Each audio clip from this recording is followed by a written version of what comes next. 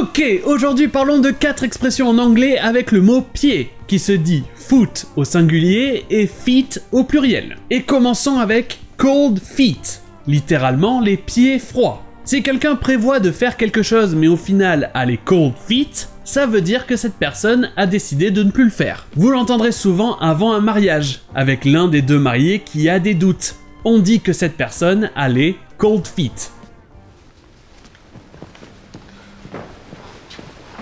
What happened? Jim's got cold feet. Today? Yeah, that's how cold feet work.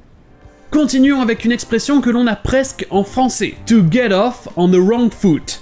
Littéralement, c'est commencer sur le mauvais pied. Et donc on a presque la même chose en français avec se lever du mauvais pied ou se lever du pied gauche. C'est-à-dire démarrer une journée de mauvaise humeur. Eh bien, en anglais, to get off on the wrong foot, ça sera un peu la même chose, mais pour parler du mauvais début de quelque chose entre deux personnes. Par exemple, imaginez que deux personnes se parlent pour la première fois, mais pour une certaine raison c'est gênant et il y a de la tension, eh bien on dira que ces deux personnes ont commencé sur le mauvais pied. To get off on the wrong foot. I'm sorry, I don't want to get off on the wrong foot. Do I look at the patch or the eye? Ensuite, parlons de to think on your feet. Pensez sur vos pieds. Comme ça, oui, ça ne veut rien dire. Mais imaginez un joueur de tennis qui sautille sur ses pieds, se tenant prêt à partir d'un côté ou d'un autre pour envoyer une balle. Eh bien c'est ça cette idée de penser sur ses pieds. Se tenir prêt à réagir, à improviser. Ou alors, vous pouvez voir ça comme l'opposé d'être assis et de prendre son temps pour réfléchir. Mais une fois debout, une fois sur ses pieds, dans l'action, il faut réfléchir vite, improviser, être réactif. C'est ça, to think on your feet.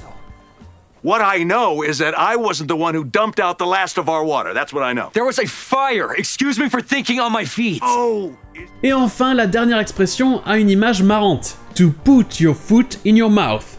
Mettre votre pied dans votre bouche. On a un petit peu la même en français avec mettre les pieds dans le plat. Les deux expressions veulent simplement dire faire une erreur, dire ce qu'il ne faut pas. Et en anglais, il existe une façon un peu plus ancienne de dire ça. On dit avoir la foot in mouth disease, c'est-à-dire littéralement la maladie de pied en bouche. Ça, c'est un jeu de mots sur une vraie maladie animale, la foot and mouth disease, c'est-à-dire littéralement la maladie de pied et bouche. Ce qu'on appelle en français la fièvre afteuse.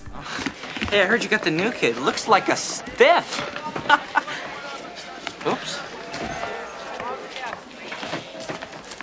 Listen, don't mind Cameron. He's born with his foot in his mouth. You know what I mean? Every time the guy speaks, he puts his foot in his mouth. That's a hilarious image. A foot in a mouth. It's a common expression. Okay. Et voilà pour ces expressions, et sur ce je vous dis, à demain!